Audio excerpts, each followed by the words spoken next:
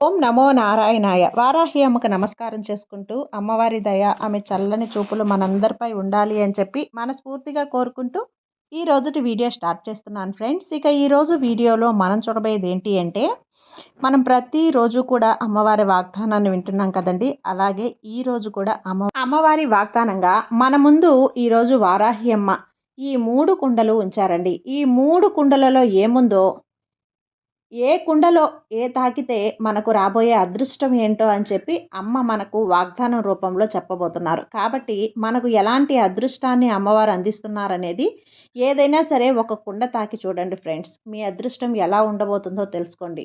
దానికంటే ముందుగా మన ఛానల్లో ఎవరైనా కొత్తగా వీడియో చూస్తూ ఉన్నట్లయితే ప్లీజ్ సబ్స్క్రైబ్ చేసుకోండి ఫ్రెండ్స్. వీడియో నచ్చితే కనుక లైక్ చేయండి, షేర్ చేయండి, కామెంట్ చేయండి. ఇక వీడియోలోకి వెళ్ళబోయే ముందు ఒక్కసారి ఎంతో గొప్ప అనుభవజ్ఞులైనటువంటి గురువుగారండి శ్రీ షిరిడి సాయి ఆశీస్సులతో జ్యోతిష్యం చెప్తున్నారు. నెంబర్ 1 వశీకరణ స్పెషలిస్ట్ గురూజీ సుబ్రహ్మణ్యం రాజు గారు. Contact number 7075662225. ఈ గురువుగారు చెప్పింది చెప్పినట్లుగా జరుగుతుంది. భార్యాభర్తల మధ్య గొడవలు, విదేశీ ప్రయాణం ఆలస్యం అవటం, ప్రేమ పెళ్లి సంతానం లేకపోవటం, కోర్టు సమస్యలు, గృహము మరియు కుటుంబ సమస్యలు, ధనం నిలకడ లేకపోవటం, నమ్మిన వ్యక్తి మోసం చేయటం, స్త్రీలకు పురుషులకు సంబంధించిన గుప్త సమస్యలు ఎటువంటివైనా సరే రోజుల్లో పరిష్కారం చేయబడును. మీరు ఎంతోమంది దగ్గర జ్యోతిష్యము మరియు పరిష్కారాలు చేయించుకొని నిరాశ చెంది ఉన్నట్లయితే ఒక్కసారి ఆదికొండ దేవతలైన కోయిరాజు గారికి కాల్ చేయండి. కోయ గురూజీ గారు కొండదేవత పూజారి సుబ్రహ్మణ్యం రాజు గారు. Contact number 7075662225. మా జీవితంలో కూడా ఎన్నో అద్భుతాలు జరిగాయండి. కాబట్టే నమ్మకంగా చెప్తున్నాను. జై వారాహి అమ్మ. ఇక వీడియోలోకి వచ్చేస్తే, అమ్మవారి ఈరోజు మనకు అందిస్తున్నటువంటి వాగ్దానంలో ఈ 3 కుండలు తాకమని చెప్పారు కదండి. ఇక మీరు అమ్మవారిని తలుచుకొని మీకు ఇష్టమైనటువంటి, మీకు ఏ నెంబర్ అయితే ఇష్టమో ఆ నెంబర్ అనేది తాకండి. ఎవరైతే అమ్మవారిని మనసులో తలుచుకొని మీకు ఇష్టమైనటువంటి నెంబర్ని తాకగలుగుతారో మీకు ఎలాంటి అదృష్టం వస్తుందో, ఎలాంటి శుభవార్తను మీరు వినబోతున్నారో ఖచ్చితంగా విని తెలుసుకోండి ఫ్రెండ్స్. మొట్టమొదటగా 1వ నెంబర్ కుండ ఎవరైతే తాకుతారో అమ్మవారు ఇలా చెప్తున్నారు అమ్మవారి వాగ్దానాన్ని.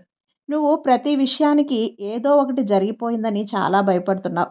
నీ కుటుంబంలో వారికి ఏదో జరుగుతుందని భయంతో బెంబేలెత్తిపోతున్నావు. ఎందుకు బిడ్డ ఇంత భయం ఎందుకు? ఇతరుల కుళ్ళు కుతంత్రాల వల్ల నిన్ను నీ ఎదురుగాని ఆపాలని చూస్తున్నారు.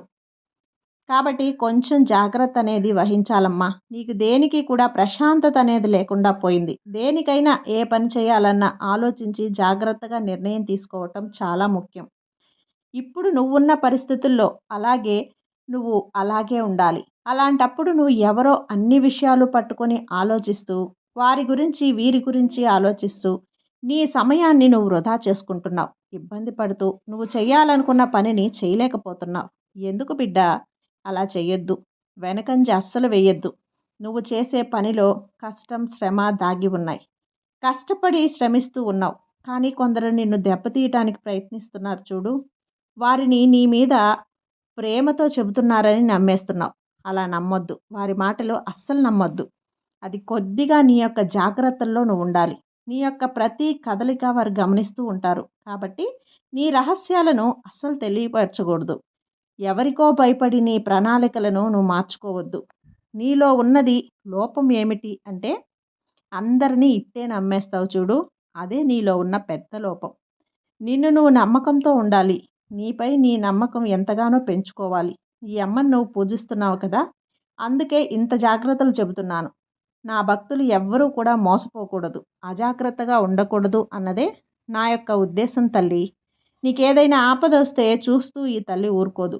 నువ్వు ఎదుటివారి మాటలు విని నీ భవిష్యత్తును పాడు చేసుకోకుండా, నీ తెలివితేటలు ఎంతో ఉన్నాయి కదా, వాటితో ఎలా పెరగాలి, ఎలా ఎదగాలి అనేది ఖచ్చితంగా తెలుసుకో. నీ తెలివితేటల్ని ప్రదర్శించు.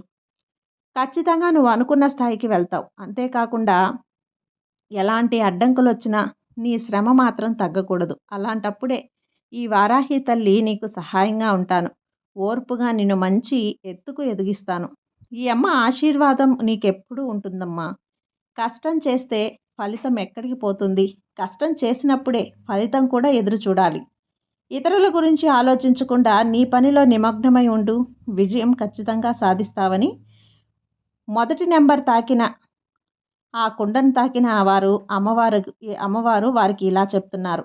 ఇక రెండవ నెంబర్ కుండ ఎవరైతే తాకారో ఆ కుండలో ఉన్న విషయాలు, ఈ సమస్యలు ఏంటి అంటే అమ్మవారు ఏం చెప్పబోతున్నారో అనేది విందాం.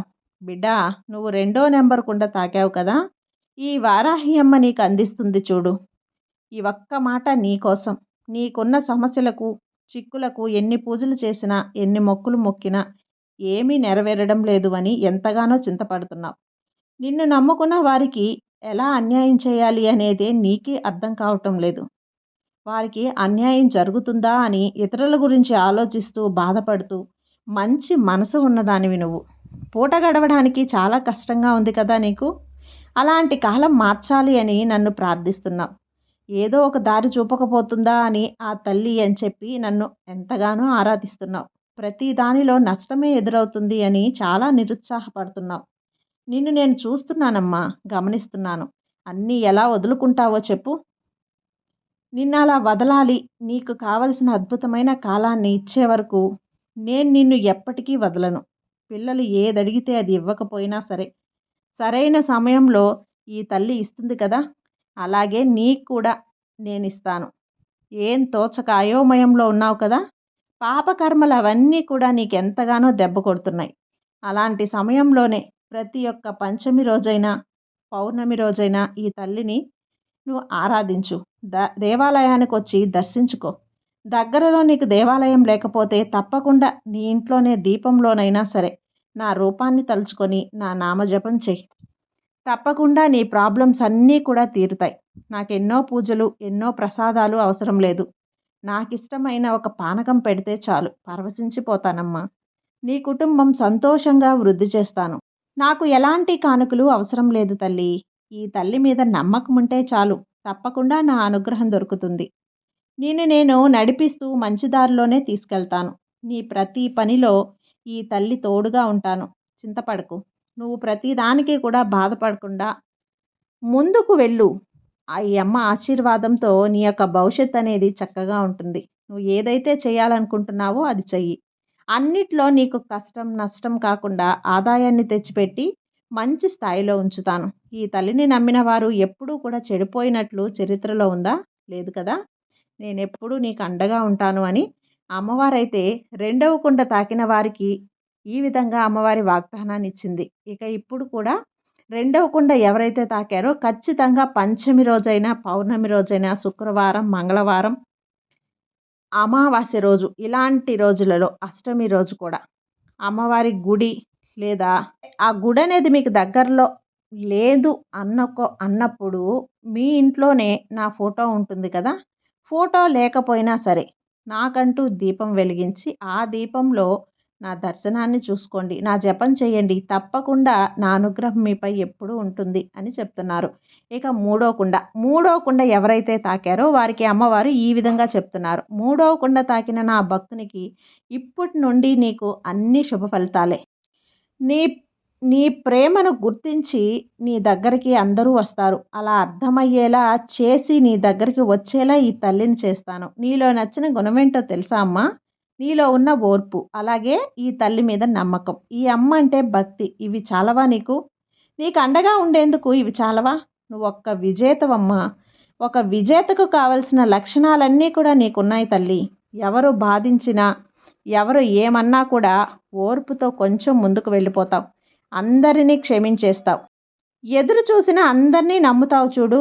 ఎవరు ఏది చేసినా పోనీలే అని సర్దుకుపోతావు. ఇది నీలో ఉన్న చాలా మంచి గుణం. ఇంత ఓర్పు గల నా బిడ్డని నేను కష్టపెడతానా చెప్పు? నువ్వేమనుకుంటున్నావంటే నేను బాధపడినా పర్వాలేదు, నా అనుకునే వాళ్ళు బాధపడకూడదు అని. ఇది అద్భుతమైన గుణం తల్లి. నీలో ఈ వారాహి అమ్మకి ఈ గుణం అంటే చాలా ఇష్టం. ఎంత కష్టం కలిగినా ఎదుటివారి చెడు కోరకుండా ఉంటే అది భగవంతుడికి దాసోహంగా కలిపే ఒక అద్భుతమైన గుణం అది. అందుకే నీ భక్తి అనేది నాకు చాలా నచ్చింది. అందుకే నేను నిన్ను భక్తునిగా స్వీకరించాను. నీలో మంచి లక్షణాలన్నీ ఉన్నాయి కాబట్టే ఈ తల్లి అనుగ్రహం నీకు కలిగింది. నువ్వు ఏమీ అడగవు, కానీ ఒకటి అడిగావు అంటే అది ఖచ్చితంగా నీ భవిష్యత్తు కోసమే. అది తప్పకుండా ఈ తల్లి నీకు చేసి పెడుతుందమ్మా. నీ జీవితాన్ని, నీ భవిష్యత్తును నీకు తీర్చిదిద్దుతాను. నిన్ను బాధపెట్టిన వారు తప్పు తెలుసుకొని నీ దగ్గరకొచ్చి క్షమించు అని అడిగి నీతో మంచిగా ఉండేలా నేను అనుగ్రహిస్తాను కదా! నీ కష్ట సమయంలో ఎవరున్నా లేకపోయినా ఈ వారాహి అమ్మని ఒక్క పిలుపుతో పిలువు. ఈ తల్లి ఖచ్చితంగా వస్తుంది. ఈ తల్లి నేను నీకు అండగా ఉన్నంత వరకు ఎవ్వరూ నిన్నేమీ చేయలేరు. అలాగే ఏ చెడు ప్రభావం నిన్నేమీ చేయలేదని గుర్తుంచుకో. నిశ్చింతగా ఉండు. ఈ తల్లి అనుగ్రహం నీకు పరిపూర్ణంగా ఉంటుందని మూడో నెంబరు ఉండే కుండను ఎవరైతే తాకారో వారికి అమ్మవారు సందేశాన్ని ఈ విధంగా చెప్పారండి. అర్థమైంది కదా! ఇక అమ్మవారు ఏది చెప్పినా అది మన మంచి కోసమే అమ్మవారు చెప్తారు కాబట్టి మనం అర్థం చేసుకోవాలి. ఆ తల్లి వాక్కు, ఆ తల్లి వాగ్దానం మనకు కంట పడింది, మన దాకా అది అందింది అంటే ఆ తల్లి అనుగ్రహం ఉండబట్టే ఇదంతా కూడా జరిగింది. కాబట్టి అమ్మపై ఎప్పుడు కూడా పూర్తి విశ్వాసంతో ఉండాలి. సర్వే జన సుఖినో భవంతు. జై వారాహి మాత.